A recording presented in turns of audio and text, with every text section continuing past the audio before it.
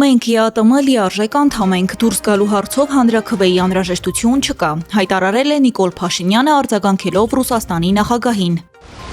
Նիկոլ Փաշինյանն ու Տիգրան Ավինյանը նախընտրական քարոզարշավ են անցկացրել Էրեբունի և Նուբարաշեն համայնքներում։ Մեր առաջարկներին Իրանի պատասխանը անընդունելի է, ասել է Դոնալդ Թրամփը։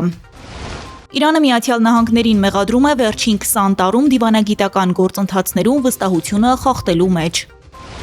Վրաստանը նոր կաթողիկոս ունի, մետրոպոլիտ Շիո III-ը ընտրվել է համայն Վրաստանի պատրիարք։ Զելենսկին Սլովակիայի վարչապետին Երևանում ասել է, որ պատրաստ է ցանկացած ձևաչափով հանդիպել Պուտինի հետ։ 1000-ը 1000-ի դիմաց, Ռուսաստանն ու Ուկրաինան կփոխանակվեն գերիներով։ Դոնալդ Թրամփը մայիսի 13-ից 15-ը պաշտոնական այցով կմեկնի Պեկին։ Սա 2017 թվականից ի վեր նահանգների առաջնորդի առաջին այցն է Չինաստան։